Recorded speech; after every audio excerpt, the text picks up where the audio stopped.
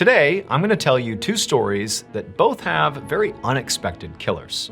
But before we get into those stories, if you're a fan of the strange, dark, and mysterious delivered in story format, then you've come to the right place because that's all we do, and we upload once a week. So if that's of interest to you, please gift the like button a brand new signed copy of MrBallen's brand new graphic novel, Where Nightmares Live. But make sure you first rip out one page from each story. Also, please subscribe to our channel and turn on all notifications so you don't miss any of our weekly uploads. Okay, let's get into today's stories.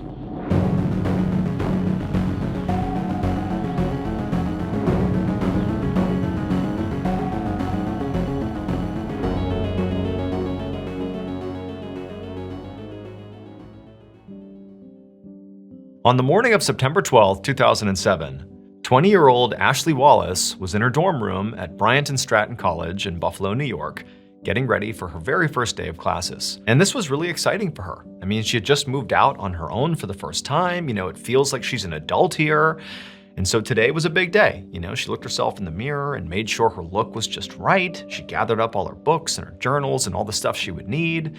And then once she was ready, she began heading towards the door. But before she got there, she heard a knock on her door. And Ashley felt sort of confused, like she hadn't lived here long enough for people to actually know she lived here, so who would be coming to visit her? And she certainly didn't have any plans to see anybody today.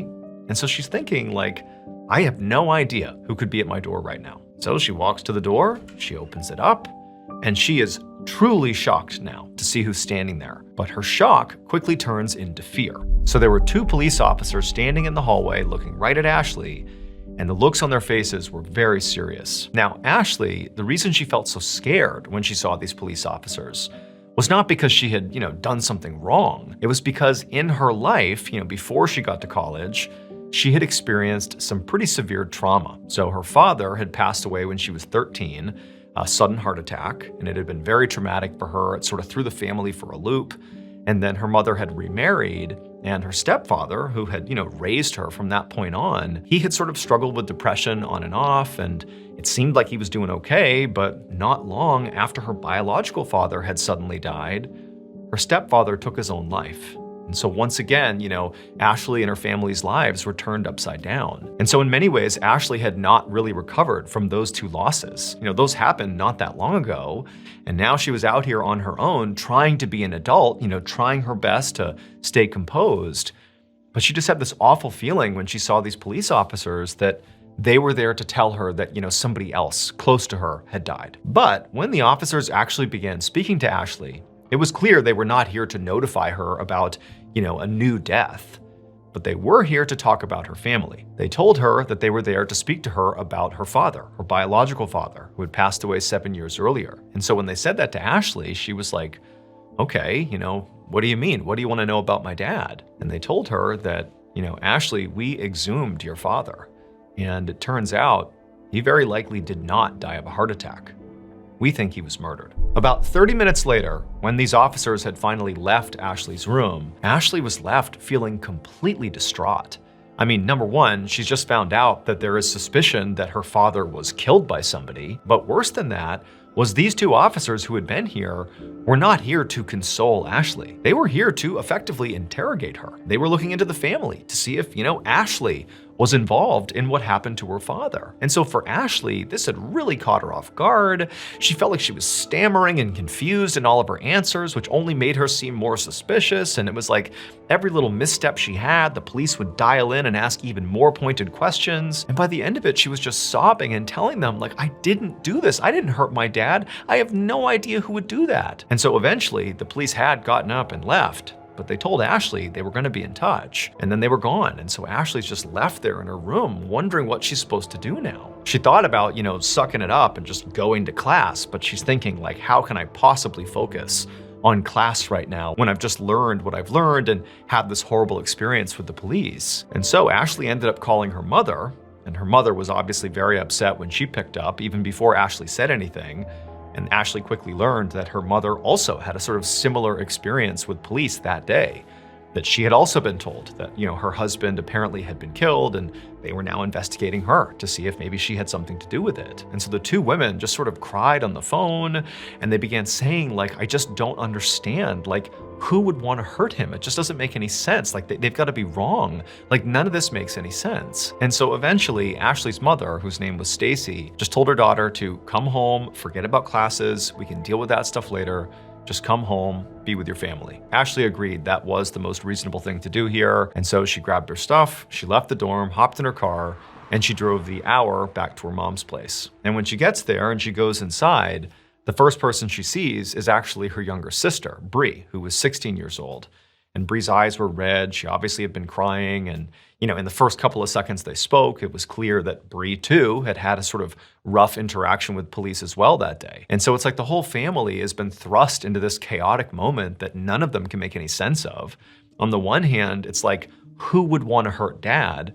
But on the other, it's like, did this really happen? Is this a mistake? Like, why did they exhume his body in the first place? Like, what's going on here? There was just so much unknown. And so that afternoon, Ashley, her sister Bree, and their mom just retreated to their mother's kitchen. And there they mostly cried together and just sort of talked through this horrible situation. But eventually, later in the day, when the tears had sort of stopped flowing and reality had set in, that this was now a very complicated situation, if nothing else. I mean, basically, they were all under investigation for the potential murder of their father/husband, and they sort of didn't know what was going to happen next. But there was a lot of stress around, the next couple of days. They didn't know. And so under all this stress, Stacy, the mom, was like, you know what?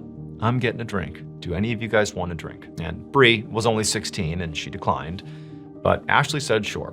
She was 20, not 21 yet, but she was drinking at this point, and so she said, yep, I'll take a drink. And so Stacy mixed some drinks for her and Ashley, as well as a non-alcoholic drink for Bree. And so for the rest of the night, the girls just sat in the kitchen having their drinks and trying hard not to let this horrible situation totally wreck them. The next morning, when Ashley woke up inside of her mother's house, she found she was really hungover. Now, she obviously had had some drinks the night before with her mom and her sister, but she was thinking to herself, like, the level of hungover she was feeling felt disproportionate. Like, she was really hungover despite a relatively small amount of alcohol. But Ashley was wondering if maybe part of the reason she felt so bad was not just a hangover.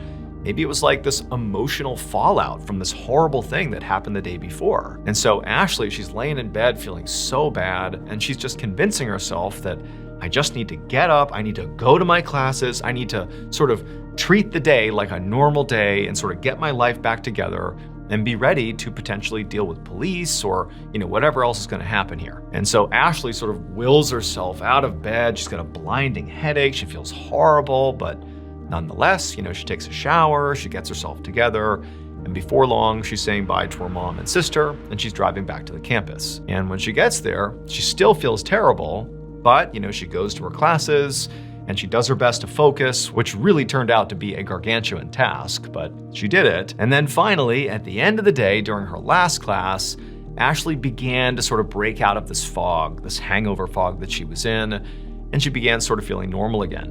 And so by the time she left the lecture hall and was done for the day, she actually felt good enough that she hopped right back in her car and drove right back to her mother's house. And that night, again, just like the night before, she, her sister, and her mom just sat in the kitchen, just sort of having this cathartic moment together, crying together, talking about their dad, sharing memories, sharing theories, and also having a few drinks.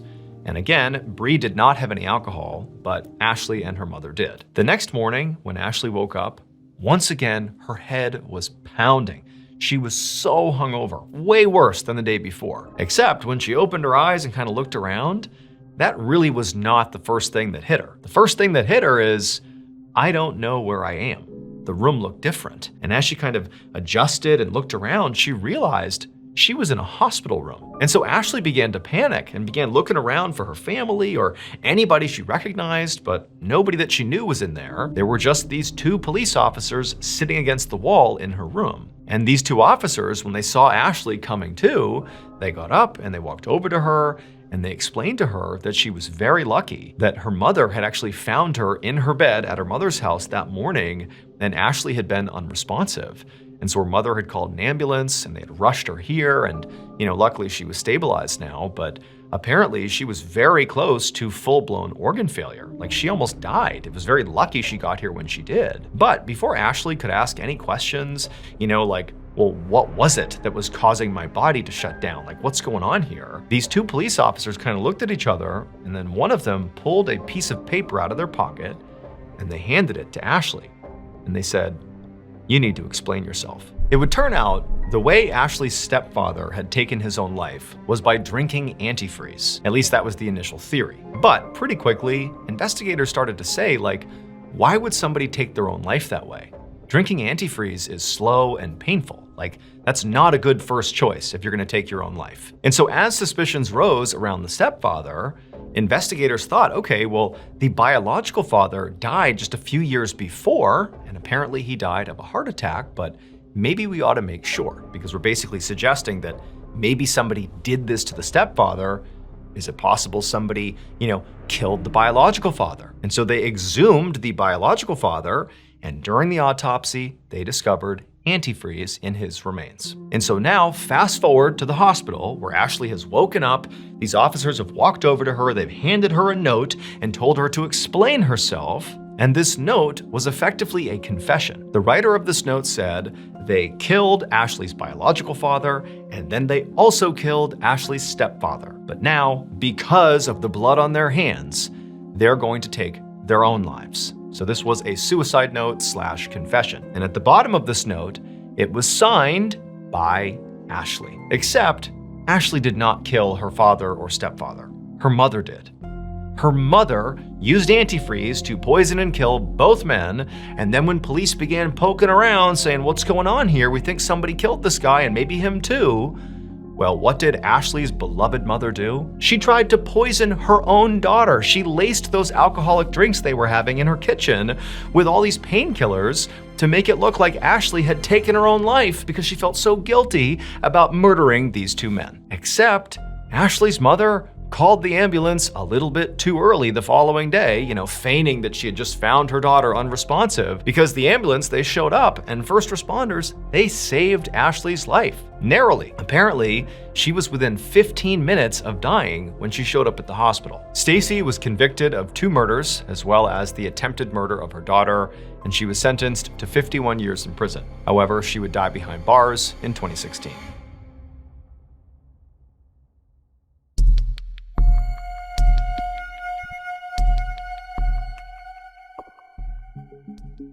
Around lunchtime on March 31st, 2010, a man in his mid-50s named John Schmeier was sitting at a table with a bunch of his friends inside of a Hooters restaurant in the small city of York, Pennsylvania. So John was a retired eye doctor. He'd had a very successful career, made a bunch of money, and his friends that were at this table with him were also, pretty successful guys, sort of like mid to upper tier professionals with very successful careers too. But what they were doing today had nothing to do with career.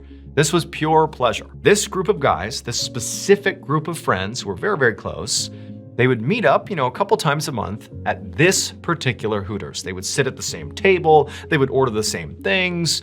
They loved it. It was sort of like their little clubhouse. And in fact, they had even come up with a name for, this group of friends. They called themselves the Orange Shorts Society. And so the reason they did that is because Hooters has a sort of vibe to it that if you've been there, you know exactly what I'm talking about. If you haven't been there, basically the waitresses dress in very scantily clad clothing, and they all wear these sort of iconic white tank tops and orange shorts. And so basically these men were sort of joking that they were the Orange Short Society because of the shorts these women would all wear. And so that afternoon, John and the rest of the members of the Orange Short Society all sat around chatting and, BSing with each other, just being guys. And at some point, John brought up a subject that the rest of the society was accustomed to him bringing up, and that was his ex-wife, Monica. So all of his friends knew that John had been married to Monica for 20 years, but then they got divorced in 2003, so 7 years earlier. But still, Monica was a thorn in John's side because he had to pay her alimony. And, he understood that that comes with the territory of divorce. It is what it is. But Monica had made the way John paid her the alimony really cumbersome. And John was convinced, as he would tell his buddies in the Orange Short Society, that it was totally intentional, that she had made it cumbersome. She wanted it to be hard. She didn't like John, and she was punishing him. And so what Monica did is she made John literally each week take cash out of an ATM, put it in an envelope, and then physically drive it to her house and drop it off. She would not accept payment any other way, and the reason she was able to do that is because she claimed she did not have a bank account, and she couldn't be forced to make a bank account. And so either John made these cumbersome payments in cash, or he risked not making the payment at all, and then she could come after him legally. And so he was sort of trapped, making this trek once a week to hand over cash to his ex-wife, who he really couldn't stand. Now, their divorce was not super contentious. The two of them just sort of drifted apart, they stopped seeing eye to eye, and actually Monica really didn't like the whole Orange Short Society thing. She thought it was totally scummy and that John and his buddies were just kind of gross for going to that restaurant and sort of making jokes about, what these women are wearing and making that part of their identity, the Orange Short Society. She didn't like it, and so they just kind of drifted apart. That was all it was. But now it had become this sort of bitter feud between the two of them. And so at the same time that John and his buddies in the Orange Short Society are sitting in the restaurant and John is going on his tirade once again about Monica's alimony, simultaneously on the other side of town, police rushed to Monica's house. Minutes earlier, there had been a 911 call that came from Monica's house, but when the operator answered, there was no answer. And so by protocol, they had just sent first responders out to the house to see if whoever had called was okay. And so the police, they get to Monica's house, they park, they go right up to the front door, they're knocking on the door, there's no answer, they're looking around, there's no sign of forced entry, no sign of anything really going on here, it's just a quiet day in the neighborhood. But they go to the door again, they knock a few more times, and when there's no answer, they try the doorknob, and it's unlocked. So they open the door up, and right away, they look in, and there's Monica. And she's dead on the ground with the phone right next to her, and she's been shot in the head. Shortly after this discovery, the lead detective, Douglas Demagon, along with his team, began to survey the crime scene. And they quickly found a purse next to Monica's body, and inside was her license. That was how they identified her. And then they also found a .32 caliber shell casing lying near the body that clearly seemed to be from the round that struck her in the head and killed her. But perhaps the most unusual aspect of this crime scene had really nothing to do with the body. It was all the money that they found all over the house, specifically cash in envelopes. There were these envelopes in trash cans and drawers, on tables. I mean, it was kind of like all over the place, some out in the open, some hidden, but there was lots of money stashed in this home. And so Demagon and the other investigators began to wonder if, okay, maybe this was a robbery and Monica got killed in the process. But it's like, okay, if it was a robbery, why is there so much cash out in the open, literally packaged up in envelopes, easy to, remove from the house? Why is it all here? It's almost like no cash was taken, or certainly not very much was taken, and also other valuables are still in place. It didn't have the feel of somebody ransacking the house. It just sort of felt like somebody came in here and killed Monica. Detective Demagon and his team searched the whole house, and they couldn't find any sign of forced entry. So basically, whoever came in here and did this either, just walked in because a door or window was unlocked, or maybe Monica let them in, maybe she knew who they were, or they had a key. Detective Demagon asked the forensics team to begin sweeping the house for DNA to see if maybe they could find something that could show them who had been here lately. And so while that team got started, Demagon continued to walk around the house, and he eventually found a Rolodex, which is basically like a big book full of phone numbers and addresses. And as the detective was flipping through that book, that was how he discovered that Monica had an ex-husband, John Schmeier. That evening, Detective Demagon and another investigator rolled up to John Schmeier's house. They walked up to the front door and they knocked, and then a moment later, the door opened,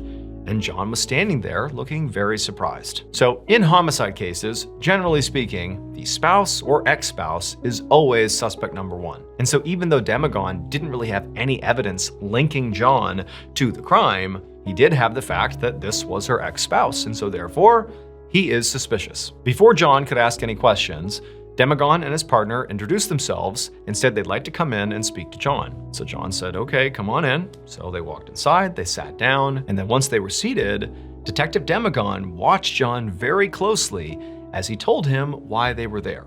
Basically, your ex-wife has been murdered, and we're here to talk to you about it. Detective Demagon wanted to see if John would have a big reaction or maybe a subdued reaction. Whatever reaction he might have could be telling to how involved he maybe was or wasn't in this case. When Demagon told John that Monica had been shot to death, John's reaction was huge. His eyes went wide, he clutched at his chest like he was having a heart attack, and then he kind of leaned forward and began sobbing. But when he came back up again, the detective noticed there were no tears in John's eyes. It was just this sort of huge reaction, but Demagon couldn't really tell if it was genuine or not. He also didn't have a baseline for John. He didn't know if this was normal, but this seemed really dramatic, almost like he might be acting. So instead of trying to console John, Demagon just asked point blank, "Where were you earlier this afternoon at the time of the shooting?" And when he asked this, John, who still was sort of rocking back and forth and grabbing his chest and acting very upset, he suddenly stopped, put his hands by his side, and just said, "Oh, I was at Hooters with my friends." A few days later, Detective Demagon went to the Hooters, where John and his friends would always meet up, and he asked the manager to see the security footage from the previous Wednesday, the day of the shooting. So by this point, Demagon had actually already interviewed all of the friends who had been at the Hooters with John, the so-called Orange Shorts Society, and he had asked them all about John. Like, had he really been there? What was he doing? What was he saying? And they all said John absolutely was there the whole time. Like, there's no way he could have left and done anything to Monica. He was here with us. I promise you he was here. Now, they would admit to the detective that, John did speak disparagingly about Monica. He would talk about how mad he was about her alimony, and he definitely didn't like her very much. But that was it. That was the extent of his hatred. Now, despite how convincingly these friends said John was there the whole time, he couldn't have done this, Demagon still needed proof. He needed to really see that John had been here when he said he was here. So John went to the manager, they pulled up the security footage from the previous Wednesday, and wouldn't you know it, there's John. He comes in, he sits down, he's with his buddies, and he is there the whole time, during the time that Monica was killed. And so at this point, Demagon did feel like it sort of was impossible that John actually went and killed Monica. But given the contention between them, John apparently really doesn't like Monica. He hates making these payments to her.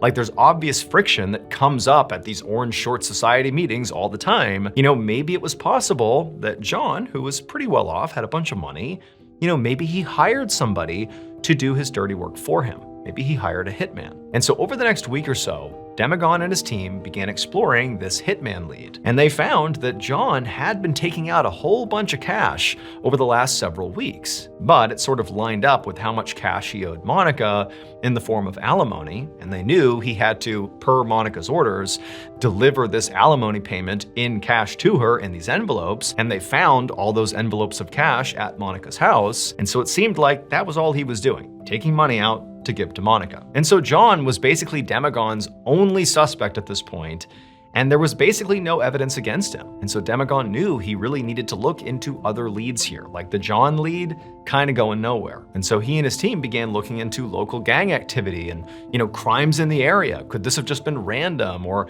something completely unrelated? But after 3 months of looking for any connection anywhere in the area, there wasn't one, and the case kind of came to a stall. And so at this point, Demagon decided that the only thing he could do realistically was just kind of start over, go back to square one, and basically re-examine all the evidence all over again. And that included going back and looking at the security footage from the Hooters on that Wednesday when the Orange Shorts Society was there. And so Demagon, he sat down, he starts watching this tape over and over and over again. It's like the 1,000th time he's looked at this grainy footage, and suddenly something stands out to him. Something he missed all the other times he looked. And as he replayed the footage over and over again, he realized he now knew almost certainly what happened to Monica. It would turn out the footage of the Orange Short Society meeting did hold the secret to Monica's murder. John Schmeier did not kill his ex-wife, nor did he hire a hitman to do it. He really had nothing to do with her death. The only thing he did do is, at these Orange Short Society meetups, he would talk openly about how he didn't really like Monica. In particular, he resented the fact that she was making him deliver all this cash to her to pay his alimony payments. It just felt totally cumbersome. But that meant John, on a regular basis, was telling these men in the Orange Short Society that Monica was flush with cash. He was giving her tons of cash every single week. This woman has so much cash at her house. And eventually, one of the Orange Short Society members, a man named Tim Jacoby, decided, you know what? I'm going to go to Monica's house and I'm going to take that cash. Demagon had been operating under the assumption that all the men who were present on that Wednesday meetup at Hooters, the Orange Short Society, that was the totality of the group. Those were all the members. Because the way the men talked about their group was they all meet up every single time. Same group, same seats, same restaurant. And so Demagon assumed, okay, then it's the same people. This is it. This is the totality of the group. Everybody is accounted for. But no. On the day of the murder, one regular member of the Orange Short Society was not present, Tim Jacoby. And that is the discrepancy that Demagon caught when he watched that footage for the 1,000th time. He realized, wait a minute, there's another guy. I heard another guy's name, Tim Jacoby. He's not here. Police would later tie Tim to the crime scene with DNA evidence. They determined that Tim went to her house with the intention of robbing her, but when Monica fought back, he shot and killed her and then fled without taking any money. Tim was convicted of first-degree murder and sentenced to death. He is currently on death row in Pennsylvania.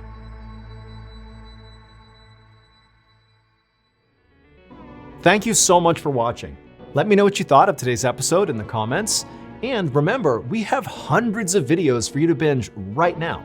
But if you're looking for a recommendation from me of that one video that's worth your time, well, it's this one right here.